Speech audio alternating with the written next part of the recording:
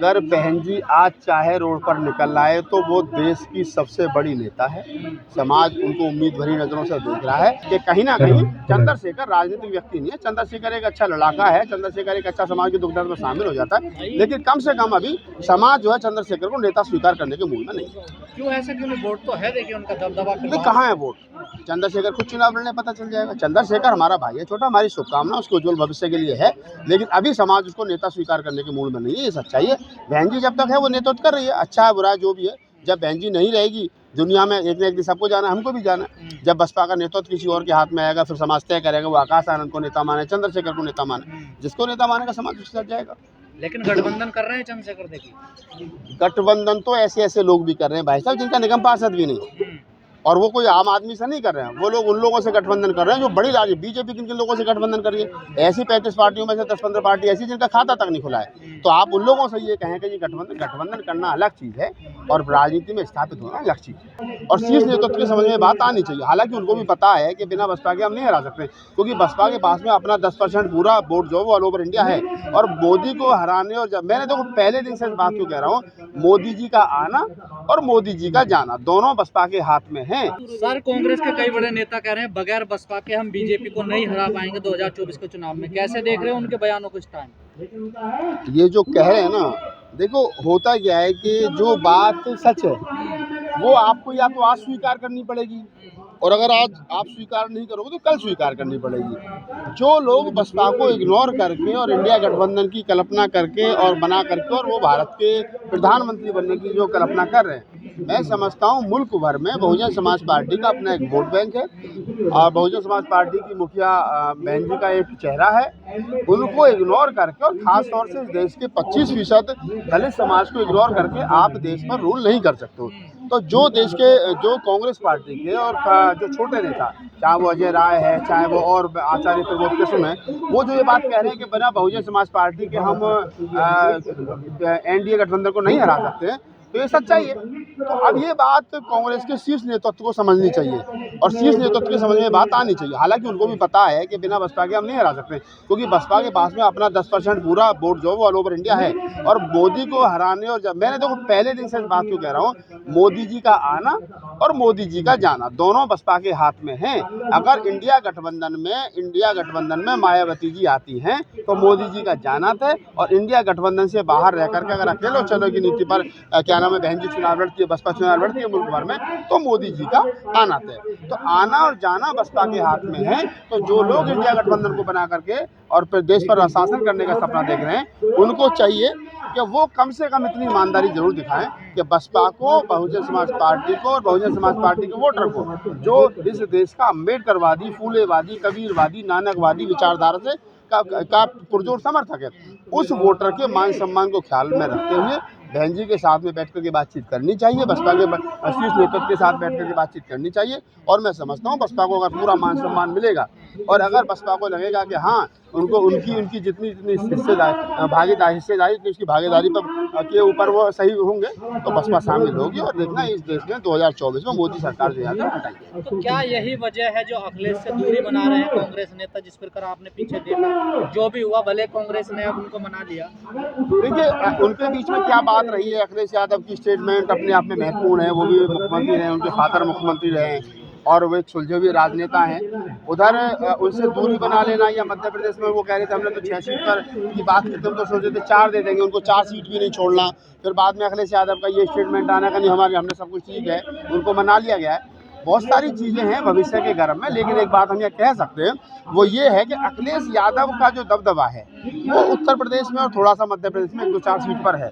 लेकिन बहुजन समाज पार्टी अकेली ऐसी पार्टी है जो उसका वोट दिल्ली में भी है, पंजाब में भी है, हरियाणा में भी है, उत्तराखंड में भी है, छत्तीसगढ़ में भी है, मध्य प्रदेश में भी है, राजस्थान में भी है, हर प्रदेश में, महाराष्ट्र में भी है।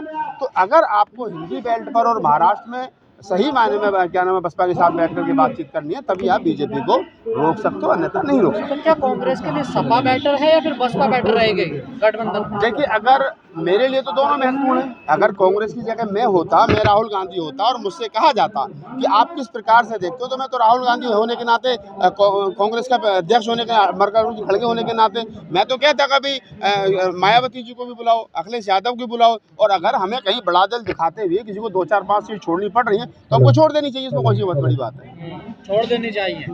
तो कांग्रेस नेताओं को जज गई है अब कि बसपा को लाना चाहिए। देखिए, कांग्रेस को पता है, और मैं अभी रुकिए, अभी चुनाव में 6 महीने का समय है, 6 महीने में सब कुछ ठीक हो जाएगा। ये इंडिया गठबंधन या तो खत्म हो जाएगा, ये 99% इंडिया गठबंधन खत्म हो जाएगा। और हाँ, मैं बता रहा हूँ, आज आपको बड़ी बात कह रहा हूँ, और अगर 1% इंडिया गठबंधन रहता है तो वो तभी रहेगा जब उसमें मायावती। तो क्या जिस प्रकार कहा जा रहा है कि कांग्रेस जो है राज्य स्तर पर तो गठबंधन नहीं करना चाह रही है और राष्ट्रीय स्तर पर चाह रही है, तो उस पर सहमति बन पाएगी बसपा? देखिए, राज्य स्तर पर मैं तो कह रहा हूँ, राज्य स्तर पर गठबंधन होना ही नहीं चाहिए। राज्य स्तर पर हर पार्टी अपनी अपनी ताकत से चुनाव लड़े, और विधानसभा चुनावों में जितनी जिसकी ताकत के हिसाब से वो निकल करके आए। अगर सपोज करिए मध्य प्रदेश, राजस्थान में और छत्तीसगढ़ के चुनावों में बहुजन समाज पार्टी 20-20 सीटें ले जाती है, 15-15 सीटें ले जाती है, तो उसकी ताकत बढ़ेगी। तो उसके बाद में बैठ करके मोल भाव किया जाएगा नेशनल लेवल पर, हमारी सीट इतनी वहाँ इतनी वहाँ, तो उसके बाद पहले ही आप गठबंधन कर लोगे तो कहाँ से होगा? तो मैं चाहता हूँ कि दिसंबर के बाद में गठबंधन हो और मायावती जी से बैठ करके कांग्रेस मायावती कांग्रेस के साथ बैठ करके बातचीत करे, तो एक सकारात्मक रास्ता निकलेगा। तो क्या लगता है आपको बसपा को जाना चाहिए गठबंधन में? बिल्कुल जाना चाहिए। अगर मान सम्मान के साथ बसपा को बुलाया जाता है और सम्मान के साथ में सीटें मिलती हैं, जितनी उम्मीद की जा रही है उतनी सीटें मिलती है, क्या बुराई है? एक तरफ तो कहा जा रहा है कि बसपा खत्म हो गई है, दूसरी तरफ कांग्रेस नेता कह भी रहे हैं इस बात को। देखिए, बसपा खत्म हो गई है, बसपा जिंदा है या बसपा वेंटिलेटर पे है, ये चीजें जो हैं उन लोगों के लिए जो राजनीतिक रूप से, देखिए एक राजनीति में होता है कि मनोबल डाउन कर देना। बसपा का वोटर जो वो देख रहा है कि अगर मायावती जी इंडिया गठबंधन में जाती हैं तो वो बसपा का एक वोटर जो है बसपा को वोट करेगा, और अगर इंडिया गठबंधन में नहीं जाती तो 1% हो सकता है थोड़ा सा दाएं थोड़ा सा बाएं वोट निकल जाए, तो वो बसपा के लिए भी नुकसानदायक और इंडिया गठबंधन के लिए भी नुकसानदायक। तो बीजेपी की बी टीम कहा जा रहा है। बीजेपी की बी टीम कौन है ये तो सारी दुनिया जानती है। अगर बसपा बीजेपी की बी टीम होती तो वहाँ फूले अम्बेडकरी विचार नहीं होता, वहाँ जय श्री राम राधे श्याम होता। वहाँ जय श्री राम और राधे श्याम नहीं हो, आज भी जय भीम नमो बुद्धाय है। वहाँ फूले कवि नानक रैदास की विचारधारा है। तो मैं समझता हूँ कि वो बीजेपी की बी टीम नहीं है। बीजेपी की बी टीम कौन है कौन नहीं है ये सब लोग जानते हैं। चंद्रशेखर भी तो है एक ऑप्शन, देखिए चंद्रशेखर राजनेता है, उसको देखिए आप अगर 2024 के चुनाव में आप बात करेंगे तो आपको ये बात हटानी पड़ेगी कि कहीं ना कहीं चंद्रशेखर राजनीतिक व्यक्ति नहीं है। चंद्रशेखर एक अच्छा लड़ाका है, चंद्रशेखर एक अच्छा समाज के दुख दर्द में शामिल हो जाता है, लेकिन कम से कम अभी समाज जो है चंद्रशेखर को नेता स्वीकार करने के मूड में नहीं है। क्यों ऐसा? क्यों नहीं? वोट तो है, देखिए उनका दबदबा कहाँ है वोट? चंद्रशेखर खुद चुनाव लड़ने पता चल जाएगा। चंद्रशेखर हमारा भाई है छोटा, हमारी शुभकामना उसके उज्जवल भविष्य के लिए है, लेकिन अभी समाज उसको नेता स्वीकार करने के मूड में नहीं है। ये सच्चाई है। बहन जी जब तक है वो नेतृत्व कर रही है, अच्छा है बुरा है जो भी है। जब बहन जी नहीं रहेगी दुनिया में, एक न एक दिन सबको जाना है, हमको भी जाना है। जब बसपा का नेतृत्व किसी और के हाथ में आएगा फिर समाज तय करेगा वो आकाश आनंद को नेता माने, चंद्रशेखर को नेता माने। जिसको नेता मानेगा समाज उसके साथ जाएगा। लेकिन गठबंधन कर रहे हैं चंद्रशेखर, देखिए गठबंधन तो ऐसे लोग भी कर रहे हैं भाई साहब जिनका निगम पार्षद भी नहीं, और वो कोई आम आदमी से नहीं कर रहे हैं। वो लोग उन लोगों से गठबंधन कर रहे हैं जो बड़ी राज्य बीजेपी किन लोगों से गठबंधन कर रही है। ऐसी 35 पार्टियों में से 10-15 पार्टी ऐसी जिनका खाता तक नहीं खुला है। तो आप उन लोगों से ये कहें कि ये गठबंधन करना अलग चीज़ है और राजनीति में स्थापित होना अलग चीज़ है। तो माना जाए अभी भी बहुजन समाज पार्टी का एक दबदबा है, एक बात है उसमें भी। अगर बहन जी आज चाहे रोड पर निकल आए तो वो देश की सबसे बड़ी नेता है।